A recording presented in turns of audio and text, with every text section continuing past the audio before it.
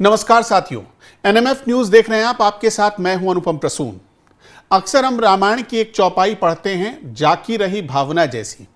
अखिलेश यादव ने एक हालिया ऐसा बयान दिया है जिसके बाद ये चौपाई अचानक ही मुझे याद आ गई।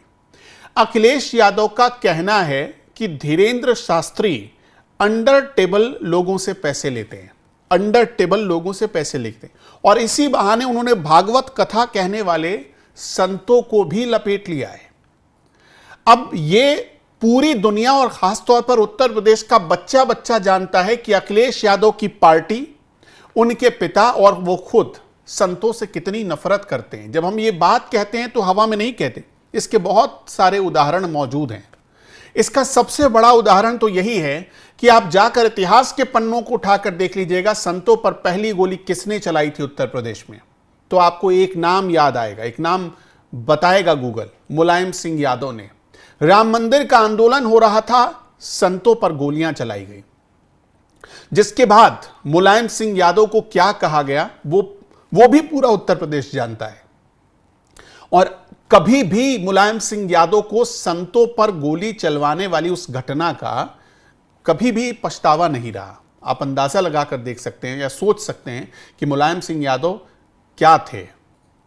उनको कभी भी इस बात का पछतावा नहीं रहा कि संत जो पूजनीय होते हैं, जो हमारे घरों में आते हैं कथा करने के लिए, जो एक इंसान को भगवान से सीधा मिलाते हैं, उन संतों के बारे में, उन संतों पर जब गोलियां चलवा रहे थे तो वो पाप कर रहे थे। ये कभी भी उनको इल्म नहीं हुआ।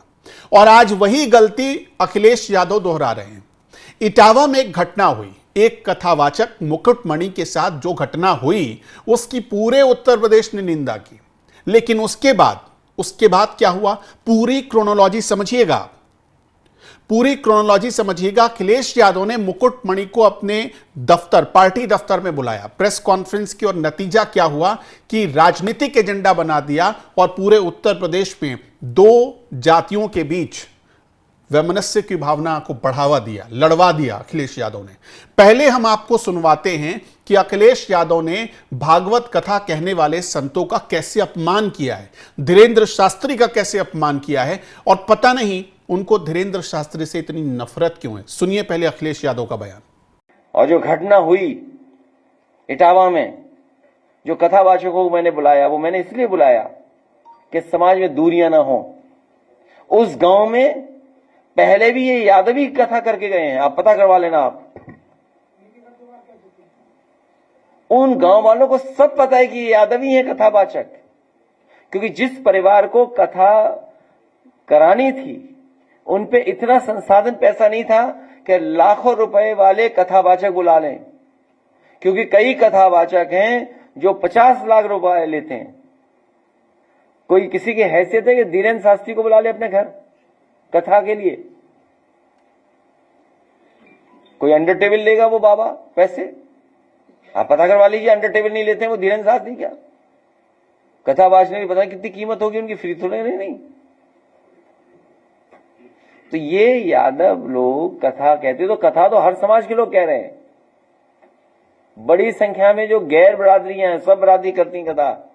तो क्योंकि ये परिवार गरीब था तो इन्हें सस्ते में कथावाचक मिल गए, वो हमारे समाज के। अखिलेश यादव के इस बयान के बाद संत समाज में उबाल है। वैसे ही वो संतों को या संतों के प्रति बड़ी अनादर की भावना रखते हैं। लेकिन आज उनकी पोल खोल दी है हनुमानगढ़ी के महंत राजू दास ने। उनका कहना है कि जब मुकुटमणि के साथ यह घटना हुई, वो खुद यानी अखिलेश यादव खुद एक संत के यहां बैठकर पूड़ी और कचौड़ी खा रहे थे, मालपुए का लुत्फ उठा रहे थे। ये महंत राजू दास का कहना है। महंत राजू दास ने अखिलेश की इस जो भी उनकी कारस्तानी है, जैसे उन्होंने इसे राजनीतिक एजेंडा बनाया, उसी के बाद तो माहौल खराब हुआ उत्तर प्रदेश का। इसको पूरी तरह से एक्सपोज कर दिया है और अखिलेश यादव को माफी मांगने के लिए कहा है। सुनिए महंत राजू दास का बयान। समाजवादी पार्टी के मुखिया पूर्व मुख्यमंत्री अखिलेश यादव जी शुद्ध रूप से फ्रस्ट्रेट हो गए हैं। जिस प्रकार से अभी तत्काल में इटावा को घटना को लेकर हिंदुओं को लड़ाने का उन्होंने कार्य किया है, घृणित कार्य। अपने तो यादव और पंडित को लड़ाकर यादवों को उकसाकर और दंगा कराने का प्रयास उन्होंने किया और खुद एक पंडित जी के घर जाकर और भंडारा छक रहे थे। दूसरी बात, उन्होंने कहा बागेश्वर सरकार के ऊपर उन्होंने टिप्पणी किया कि सबसे ज्यादा अंडर टेबल और वो दक्षिणा लेते उनको कौन बुला सकता है। बागेश्वर सरकार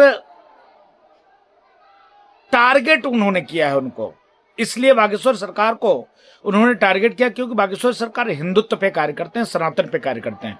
उन्होंने छुआछूत, ऊंच नीच, सारे भेदभाव को खत्म करके हिंदुओं को एक होने के लिए लगातार प्रयासरत है और प्रयास करते हैं। ये दिक्कत है अखिलेश यादव जी को। अखिलेश यादव जी की ये दिक्कत नहीं है वो कथा कहने नहीं आ पा रहे हैं उनके घर। दिक्कत ये कैसे वो हिंदुओं को एक कर रहे हैं। हिंदुओं को एक होने से तकलीफ किसको है, डर किसको है, सबको पता है। और कभी उन्होंने अन्य मजहब के धर्म गुरुओं पे टिप्पणी नहीं किया, सिर्फ सनातन के ही धर्म गुरु पे टिप्पणी किया। ऐसे ऐसे शब्दों का प्रयोग करना सिर्फ हिंदू धर्म गुरु के लिए करते हैं तो अखिलेश यादव फ्रस्ट्रेट हो गए और कुछ नहीं। पूरे महाकुंभ के दौरान एक संत काफी चर्चा में थे, फलाहारी बाबा। फलाहारी बाबा भी अखिलेश यादव के खिलाफ बोल रहे हैं। वो कह रहे हैं कि अखिलेश को अपने बयान पर, भागवत कथा कहने वाले संतों के अपमान पर संतों से माफी मांगनी चाहिए।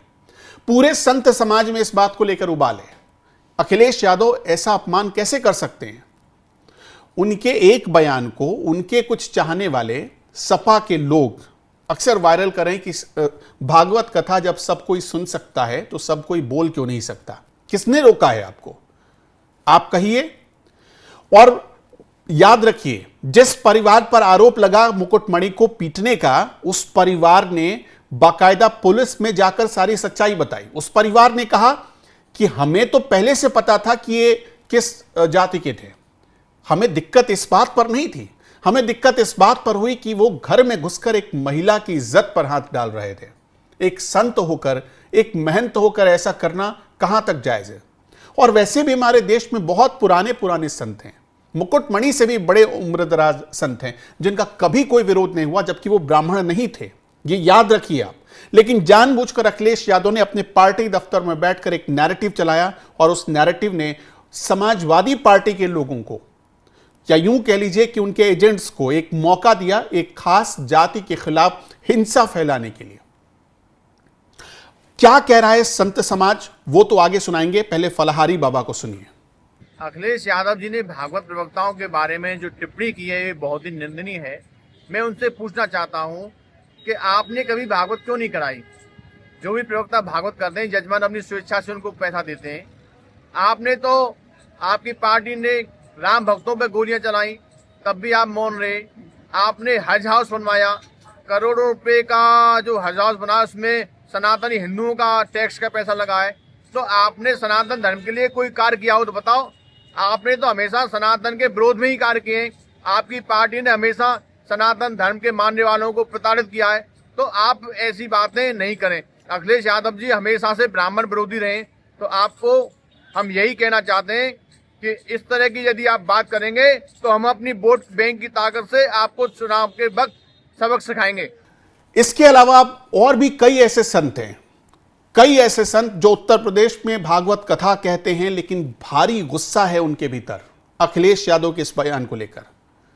सारे संत क्या कह रहे हैं हम आपको वो छोड़े जाते हैं, आप उनको सुनिए, समझिए, आत्ममंथन करिए कि क्या चल रहा है उत्तर प्रदेश में। कौन है जो हिंदुओं को, सनातन को बांटना चाहता है जातियों में लड़वाकर। याद रखिए, जब आप जाति के नाम पर लड़ते हैं तो वहां आप हिंदू नहीं रह जाते, हिंदुओं को तोड़ दिया जाता है। और यही तो चाह रहे हैं ये कुछ लोग, जिनका वोट बैंक ही एक खास धर्म पर टिका हो। वो कैसे चाहेंगे कि हिंदू एक रहे? बाकी सब आपके ऊपर छोड़ते हैं। कमेंट बॉक्स खुला हुआ है, अपनी राय बताइएगा और सुनिए संतों को। कभी कोई व्यास क्या जबरदस्ती कहने गया कि आप मेरी कथा कराइए और मुझे इतना पैसा दीजिए? भाई आजकल तो बिन मांगे कोई देता ही नहीं। और तुलसीदास जी ने कहा तो तुलसी बे नर मर चुके जो कछु मांगन जाए, और उनते पहले बे मरे जिनके मुख से निकले नाए। तो सबसे बड़ी बात यह है कि आप बताइए, एक सरपंच की कितनी वेतन होती, एक प्रधान की कितनी वेतन होती, एक चेयरमैन की कितनी सैलरी होती? और हम तो ये कहते हैं सांसद विधायक की ये इतनी गाड़ियां चल रही, ये कहाँ से क्या आता है? और ये लोग क्यों अपने इसी लाइन में सब आना चाहते हैं? तो सबसे बड़ा विषय है कि बिना पैसे के तो कुछ काम नहीं चलता। हाँ, कुछ ऐसे भी व्यास हैं कि जिनका बहुत ज़्यादा, जैसे लोग कराते हैं, कुछ ज़्यादा पैसे लेते हैं, तो भाई उन्हें यजमान करा रहे हैं और वो स्वेच्छा से दे रहे हैं। और सबसे बड़ी बात यह है, और फिर उनके बड़े बड़े काम भी हैं कि भंडारा चल रहा है, गाय की सेवा हो रही है, विद्यालय चल रहे हैं। और मैं एक बात बताऊं कि आप तो ये बोलिए कि भगवान कृष्ण ने गाय चराई, वो गोविंद की कथा कह रहे, तो आप कथावाचकों में भाई सबका सम्मान कीजिए। आप तो गाय काटने वालों के लिए बोल रहे हैं, आप विधर्मियों के लिए क्यों नहीं बोलते कि आपकी जो यदुवंशनाथम, जो भगवान कृष्ण ने, गोविंद ने गाय चराई, वो गोविंद की गाय की कथा करते हैं हम लोग, तो गाय की सेवा में देते हैं वो पैसा। आप तो उनके लिए अपोजिट बोलिए अगर बोलना है, कथा व्यासों के लिए बोल रहे, मतलब अपने होकर ही अपनापन नहीं दिखा रहे।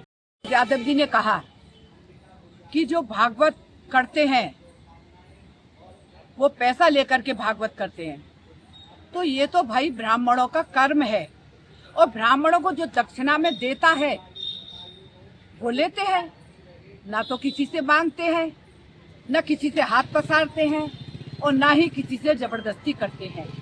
ये तो श्रद्धा के साथ हमारा यजमान जो देता है उसको हम श्रद्धा से लेते हैं, क्योंकि ये हमारा रोजगार भी है, धंधा भी है और हमारी सेवा भी है।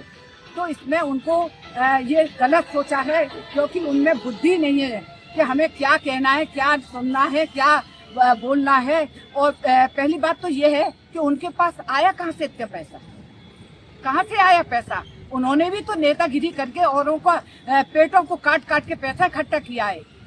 कोई उनकी जायदाद है या जमीन जायदाद है, या उन्होंने कोई मिल खाल खाने चले जो उससे पैसा उन्होंने इकट्ठा किया। अरे उन्होंने भी तो इसी हमारी पब्लिक के से को पेट काट काट के जो काम के लिए और समाज के लिए, हित के लिए जो पैसा दिया जाता था वो उनके पेट में, उनके घर में और उनके इस्तेमाल में जाता था।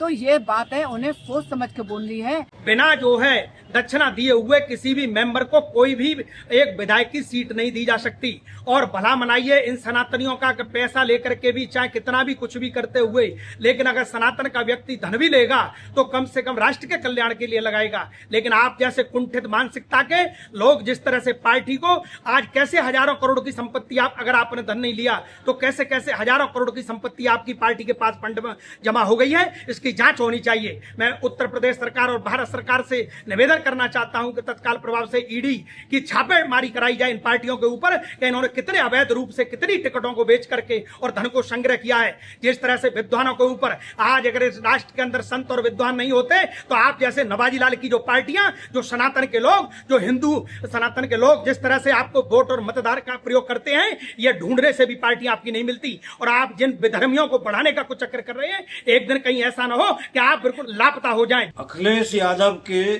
डीएनए में ही सनातन का विरोध है। इनके पिताजी भी पूरी राजनीति सनातन के विरोध में करते रहे और वही काम अखिलेश यादव कर रहे हैं। जहां तक उस कथावाचक का मामला है तो इनको सहानुभूति उस कथावाचक से या उसके साथ हुई दुर्व्यवहार से नहीं है, इनको केवल जो इंटरेस्ट है वो उसकी जाति से है। इन्होंने सोचा कि एक जाति के बहाने अपनी पीडीए वाली राजनीति को आगे बढ़ाएंगे, तभी ये आजकल इस तरीके के बयान दे रहे हैं। इन्होंने धीरेन्द्र शास्त्री के लिए जिस प्रकार के शब्दों का प्रयोग किया, जो एक निंदनीय बयान दिया है, ये क्या जानते हैं धीरेन्द्र शास्त्री जी के बारे में? आज धीरेन्द्र शास्त्री जी एक इतना बड़ा हॉस्पिटल बनाने जा रहे हैं, वो भी जनता की सुविधा के लिए और जनता के लिए। और वहां जाकर देखें, हजारों लोग आज निःशुल्क वहां भोजन करते हैं, हजारों लोग अपनी मनोकामनाएं लेकर आते हैं जो बागेश्वर धाम में निःशुल्क पूरी होती है। और ये आज उनके ऊपर आरोप लगाते हैं कि वो अंडर टेबल पैसा लेते हैं। ये क्या जानते हैं? हमारे जो जितने भी धार्मिक लोग हैं, धार्मिक हमारे, चाहे वो कथावाचक हों या हमारे जो भी साधु संत हों, सभी लोग सनातन के हित में कार्य कर रहे हैं। इनको ये बर्दाश्त नहीं होता कि एक हिंदू राष्ट्र बनाने वाला व्यक्ति आखिर क्यों इतना पूजनीय होता जा रहा है। ये चाहते हैं कि जो भी व्यक्ति अगर सनातन की एकता की बात करे, राष्ट्र की एकता की बात करे, वो इनको चुभता है और ये किसी भी तरीके से उसके खिलाफ बोलेंगे। आज इनमें अगर हिम्मत है तो इस्लाम धर्म के खिलाफ, उनके इस्लाम के मोहल्ला मौलवियों के खिलाफ बोलकर दिखाएं। जिस प्रकार पहले भी ये पीठाधीश्वरों को माफिया बता चुके हैं, आज उसी प्रकार का बयान इन्होंने हमारे बागेश्वर बाबा के खिलाफ दिया है, जिसका धर्म रक्षा संघ और हम सब लोग मिलकर घोर विरोध करते हैं और अखिलेश जी को ये चेतावनी देते हैं कि ये जातिवादी राजनीति को छोड़ दें। आज यादव समाज भी समझ चुका है आपकी राजनीति को। बहुत सारे यादव समाज के लोग जो सनातनी हैं वो अब आपके झांसे में आने वाले नहीं है और यादव समाज का अब तो संपूर्ण सनातन समाज हिंदू राष्ट्र बनाना चाहता है। इसलिए हमारे सनातन समाज में जो एकता हुई है ये अखिलेश यादव जी को बर्दाश्त नहीं हो रही है, इसीलिए इनके ये अनर्गल बयान आ रहे हैं।